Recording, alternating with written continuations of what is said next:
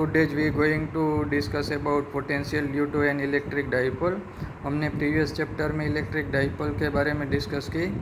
दो इक्वल और opposite charges की सिस्टम जो सर्टन डिस्टेंस से सेपरेटेड होती है उसे इलेक्ट्रिक डाइपोल बोलते हैं। ऐसे एग्जांपल ये 2 पॉइंट चार्ज प्लस क्यू और माइनस क्यू, और ये दोनों चार्जेस के बीच का डिस्टेंस है 2 है।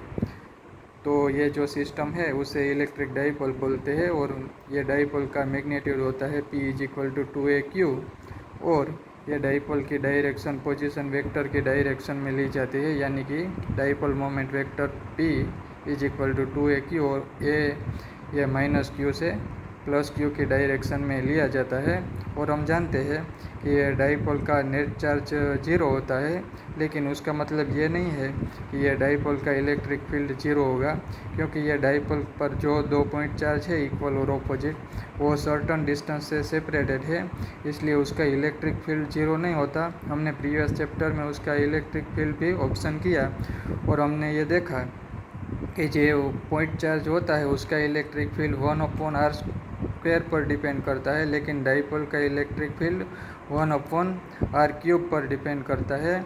आज के लेक्चर में हम डाइपोल के पोटेंशियल के बारे में डिस्कस करेंगे, और हम ये भी देखेंगे और ये कॉन्ट्रास्ट की डिस्कस करेंगे कि ये जो इलेक्ट्रिक डाइपोल का पोटेंशियल है वो पॉइंट चार्ज के पोटेंशियल के कंपैरिजन में ये कैसे वेरी करता है। आइए अब हम डाइपोल के पोटेंशियल के बारे में डिस्कस करते हैं।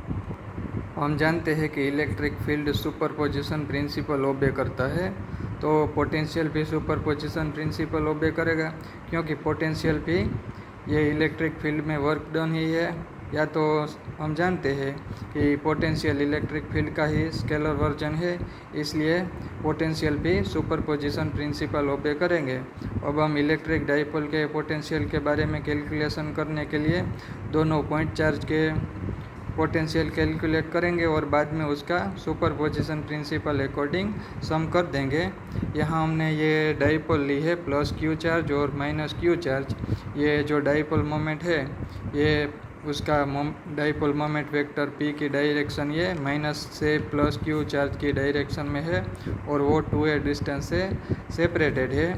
हम ये डाइपोल से कुछ दूरी पर, ये दूरी है पोजीशन वेक्टर r से मैंने डिनोट की है, ये r दूरी पर हम किसी पॉइंट P चूज़ करते हैं, और ये पॉइंट P पर ये डाइपोल का हम जो पोटेंशियल है वो पोटेंशियल कैलकुलेट करना चाहते हैं। ये डाइपोल का जो मिड पॉइंट है ये मिड पॉइंट हमने ओरिजिन पर रखा है, ओरिजिन O पर, और ओरिजिन O से ये मिड पॉइंट से डाइपोल के मिड पॉइंट से पॉइंट P की दूरी r है।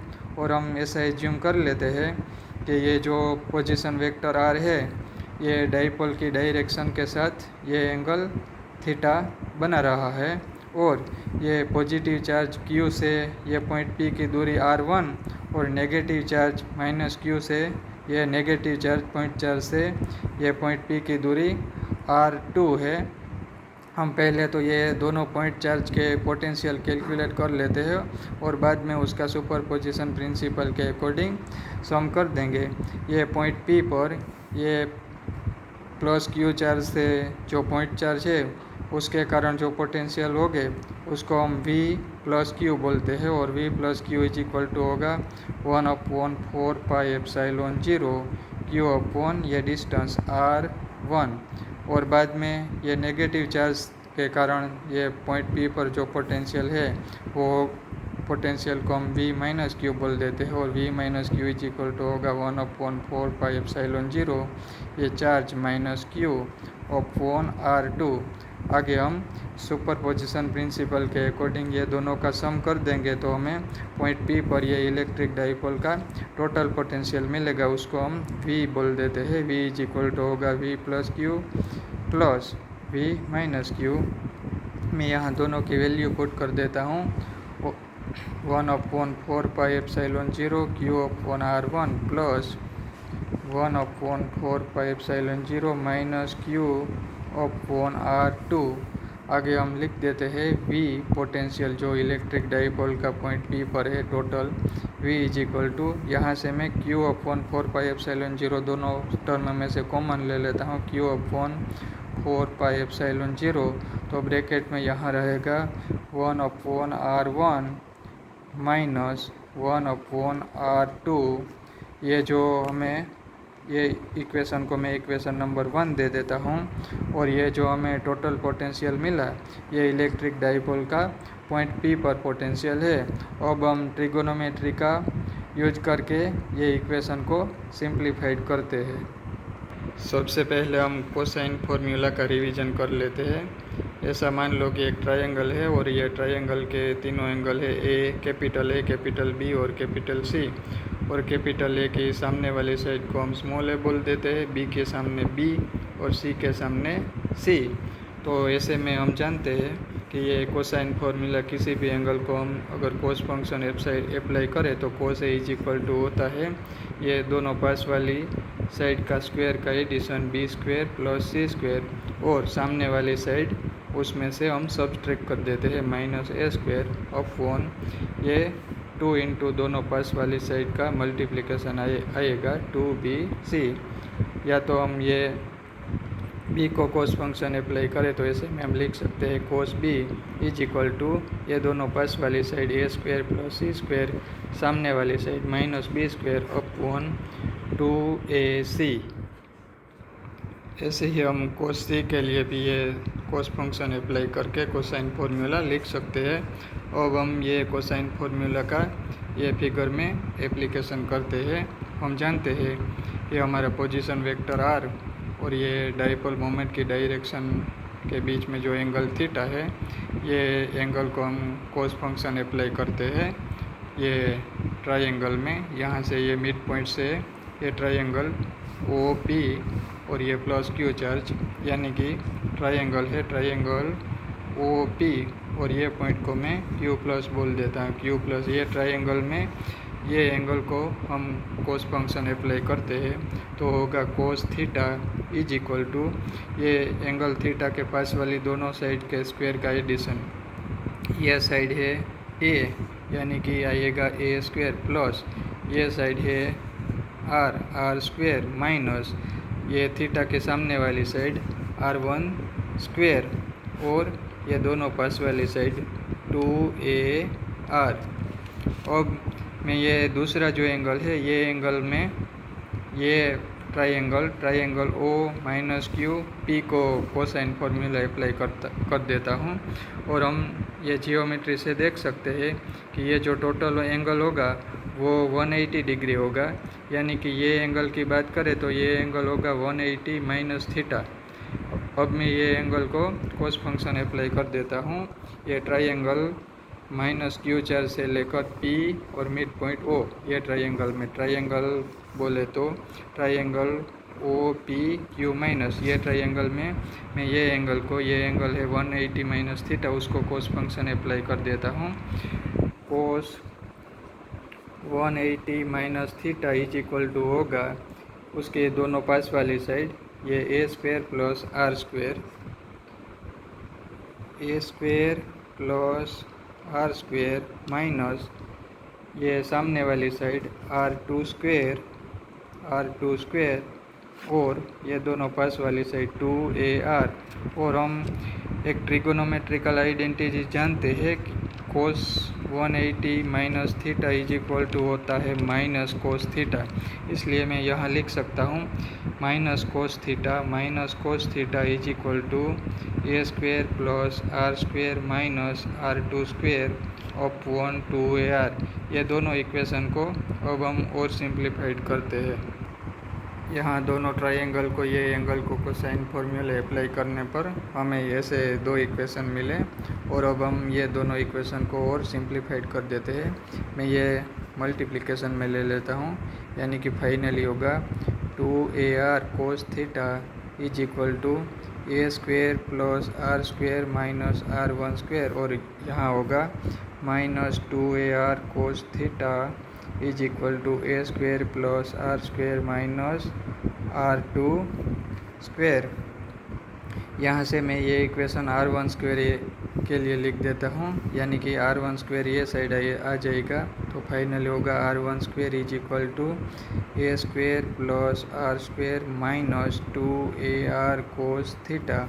यहाँ से मैं ये इक्वेशन R2 स्क्वेयर के लिए लिख देता हूँ। R2 square is equal to हो जाएगा ए स्क्वेयर प्लस आर स्क्वेयर, और ये साइड प्लस हो जाएगा प्लस 2AR कोस थीटा। अब मैं ये दोनों इक्वेशन में से आर स्क्वेयर को कॉमन ले लेता हूँ। ये R1 square is equal to R square में कॉमन ले लूँगा तो आर स्क्वेयर ये टर्म मैं पहले लिख देता हूँ। यहाँ आर स्क्वेयर कॉमन ले लिया तो हो गया 1 माइनस, अब मैं ये टर्म लिखता हूँ 2A कोस थीटा। यहाँ से भी आर स्क्वेयर कॉमन आ गया, एक आर तो था इसलिए मुझे लिखना पड़ेगा डिनोमिनेटर में आर, और बाद में यहाँ से आर स्क्वेयर कॉमन आ गया तो मुझे लिखना पड़ेगा ए स्क्वेयर अपॉन आर स्क्वेयर। ऐसे ही यहाँ से भी मैं आर स्क्वेयर कॉमन ले लेता हूँ, R2 square is equal to हो जाएगा, और साथ में मैं रीअरेंज कर देता हूँ। यहाँ से आर स्क्वेयर कॉमन तो 1 plus 2A cos theta upon R plus A square upon R square.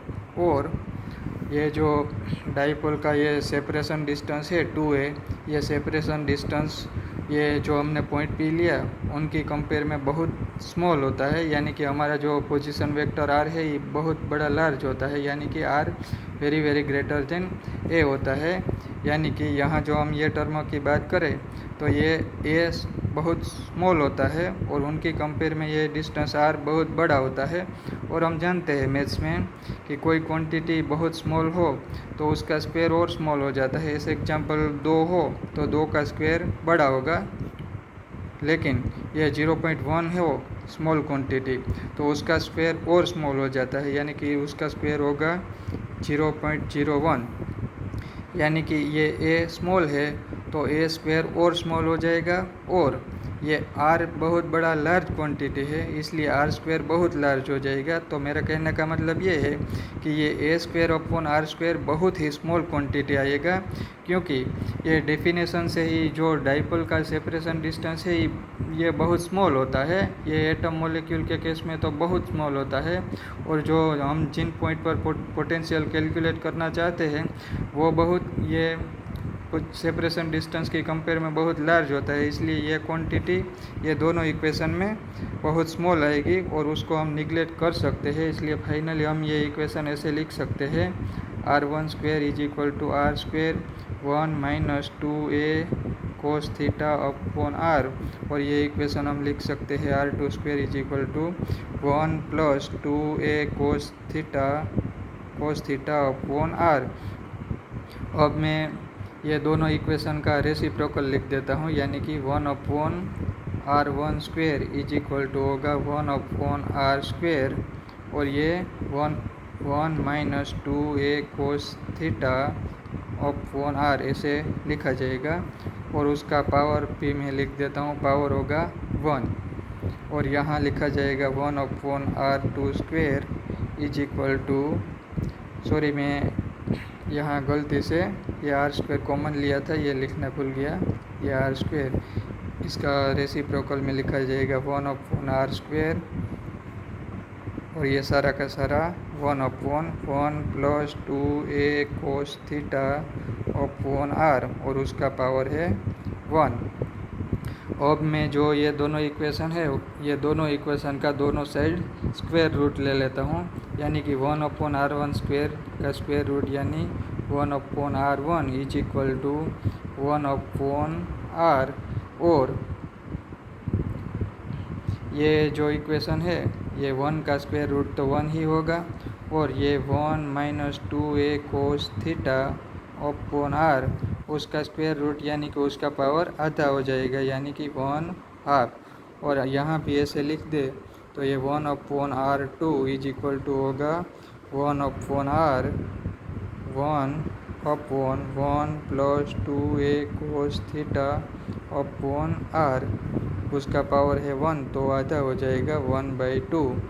अब मैं आगे और ये इक्वेशन को सिंपल फॉर्म में लिख देता हूँ ताकि हम बाइनोमियल थ्योरम अप्लाई कर सके। 1 upon R1 is equal to 1/r, और ये जो डिनोमिनेटर में जो टर्म है उसको मैं न्यूमरेटर में लिख देता हूँ, यानी कि 1 minus 2a cos theta upon r, उसका पावर है डिनोमिनेटर में 1/2, तो हो जाएगा -1/2। ऐसे मैं ये इक्वेशन को भी लिख सकता हूँ 1/r2 is equal to 1/r, ये मैं न्यूमरेटर में लिख देता हूँ 1 + 2a cos theta upon r, और उसका पावर -1/2।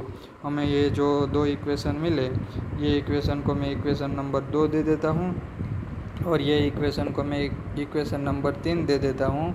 और अब ये दोनों इक्वेशन में हम ये बाइनोमियल आइडेंटिटी का एप्लीकेशन करते हैं। हम जानते हैं binomial identity 1 minus X raise to minus n is equal to होता है 1 plus N X upon 1 factorial plus N plus 1 X square upon 2 factorial and so on. ये बाइनोमियल आइडेंटिटी का हम ये इक्वेशन नंबर 2 और 3 में यूज करते हैं।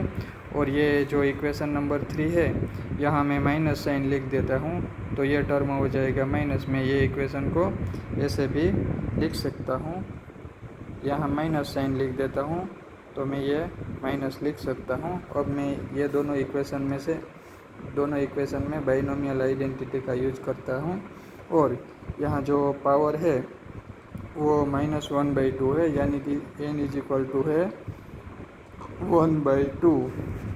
और x की बात करें तो ये x की वैल्यू है यहाँ 2a cos theta upon r, ये हमारा x है, ये x। और ये तीसरे इक्वेशन में x की वैल्यू है -2a cos theta upon r। अब हम बाइनोमियल आइडेंटिटी का यूज करके ये इक्वेशन को लिख सकते हैं 1/r1 is equal to 1/r। अब यहाँ बाइनोमियल आइडेंटिटी का यूज करेंगे तो हम लिख सकेंगे 1 प्लस n यानी कि पावर है 1/2, और बाद में x, यहाँ x की वैल्यू है 2a cos theta upon r, और 1 फैक्टोरियल यानी कि 1। और आगे जो स्क्वायर वाले सभी टर्म आएंगे, ये हम जानते हैं कि ये स्क्वायर वाले टर्म में a² अपॉन r² आएगा, बाद में क्यूब वाले, और आगे जो भी टर्म आएंगे ये सभी टर्म हम निगलेक्ट कर सकते हैं, क्योंकि बाइनोमियल आइडेंटिटी में x² वेरी लेस देन 1 होता है, और यहाँ a² upon r² very less than 1 होगा, इसलिए ये हम निगलेक्ट कर देंगे। तो हम बाइनोमियल आइडेंटिटी का यूज करके ये इक्वेशन 2 को ऐसे लिख सकते हैं। और इक्वेशन 3 की बात करें तो ये इक्वेशन 3 में लिखा जाएगा 1/r2 is equal to 1/r, और यहाँ मैं बाइनोमियल आइडेंटिटी का यूज करूँगा तो लिखा जाएगा 1 प्लस n की बात करें तो 1/2, और x की बात करें तो यहाँ है x -2a cos theta upon r, यानी कि -2a cos theta upon r, और डिनोमिनेटर में 1 फैक्टोरियल यानी कि 1, और बाद में स्क्वायर वाले सभी टर्म हम निगलेक्ट कर देंगे। अब ये इक्वेशन को मैं और सिंप्लीफाइड करता हूँ, यानी कि finally 1/r1 is equal to हमें मिला 1/r, 1 प्लस ये 1/2 और 2 ये कैंसिल हो गया, तो फाइनली हमें मिला a cos theta upon r। और यहाँ मैं 1/r2 के लिए इक्वेशन लिखूँ तो 1/r2 is equal to 1/r, 1, ये 1/2 और 2 कैंसिल हो गया, तो फाइनली हमें मिला a cos theta upon r। ये दोनों इक्वेशन को मैं इक्वेशन नंबर 4 और 5 दे देता हूँ। और ये इक्वेशन जो 4 और 5 है उसमें जो हमें वैल्यू मिली 1/r1 और 1/r2 की, ये वैल्यू को मैं यहाँ इक्वेशन नंबर 1 में पुट कर देता हूँ। हमारा इक्वेशन नंबर 1 कुछ ऐसा था। हमें सुपरपोजिशन प्रिंसिपल का अप्लाई करके ये दोनों पॉइंट चार्ज के पोटेंशियल ऐसा मिलता है, और बाद में हमने कोसाइन फॉर्मूला और बाइनोमियल थियरम के अप्लाई करके 1/r1 और 1/r2 की ऐसी वैल्यू ऑप्शन की, उसको हमने दिया था इक्वेशन नंबर 4 और 5।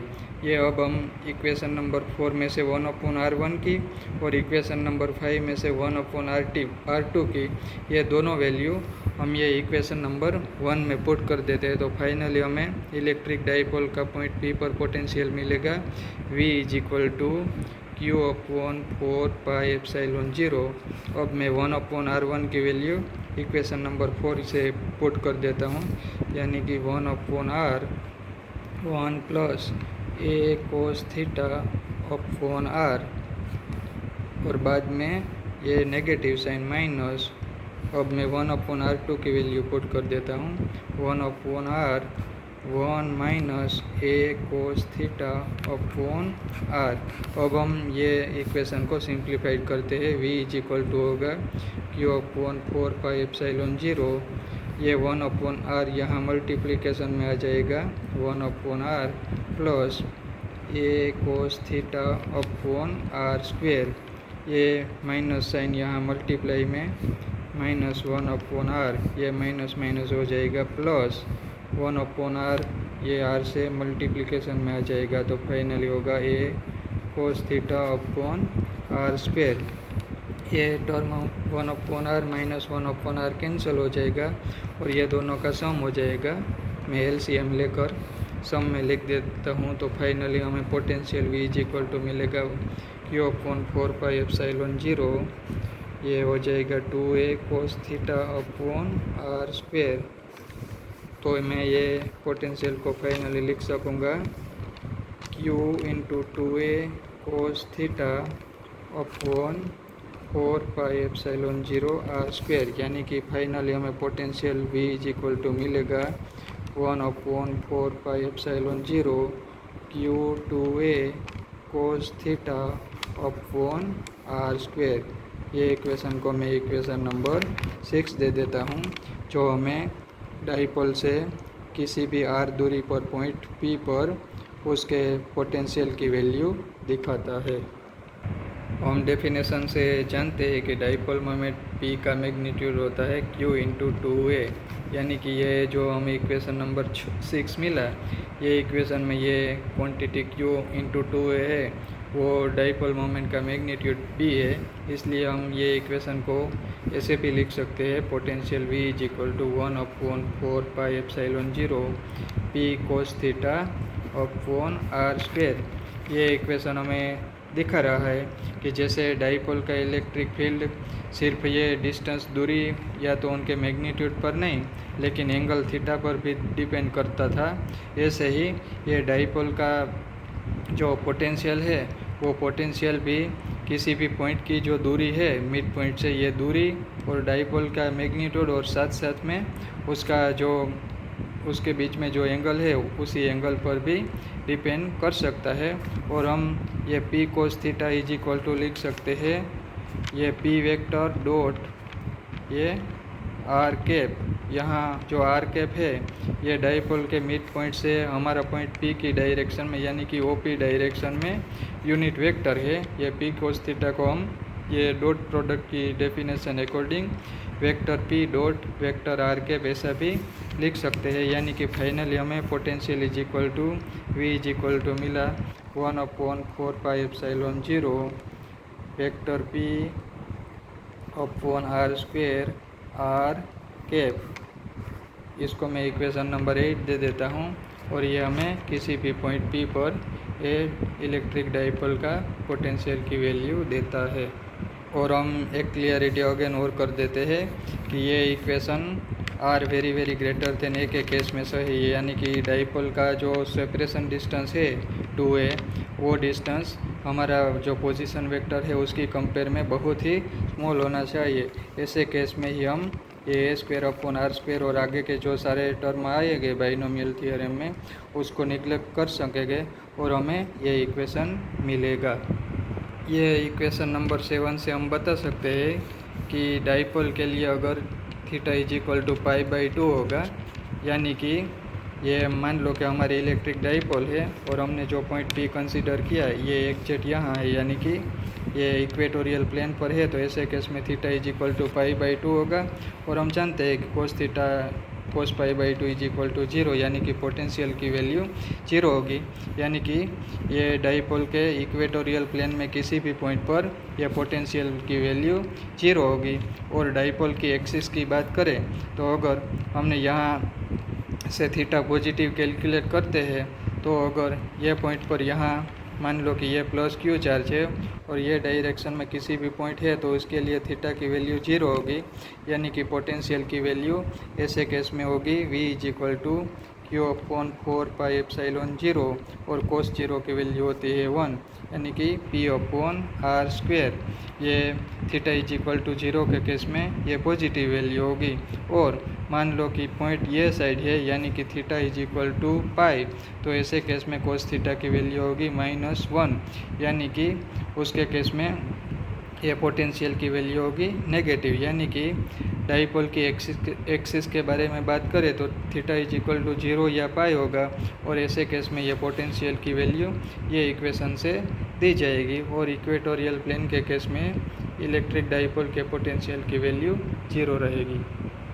अब हम इलेक्ट्रिक डाइपोल के पोटेंशियल के इम्पोर्टेंट यूनिक फीचर्स के बारे में बात कर लेते हैं। पहला फीचर्स तो हमें ये दिखता है सिंपल कि ये जो डाइपोल का पोटेंशियल है वो उनके मैग्नीट्यूड, यानी कि जो हमारा पोजीशन वेक्टर आर हमने पहले भी बात की, और ये डाइपोल का मैग्नीट्यूड पर ही नहीं डिपेंड करता लेकिन उनके बीच में जो एंगल है थीटा उस पर भी डिपेंड करता है। और दूसरी बात ये कि हमने देखा था कि पॉइंट चार्ज का पोटेंशियल 1/r पर डिपेंड करता था, लेकिन ये डाइपोल का पोटेंशियल 1/r² पर डिपेंड करता है। यानी कि ये पॉइंट चार्ज की बात करें तो उनका पोटेंशियल डिस्टेंस के साथ 1/r के प्रोपोर्शन में डिक्रीज होता जाता था, लेकिन इलेक्ट्रिक डाइपोल का पोटेंशियल 1/r² के प्रोपोर्शन में डिक्रीज होता जाता है।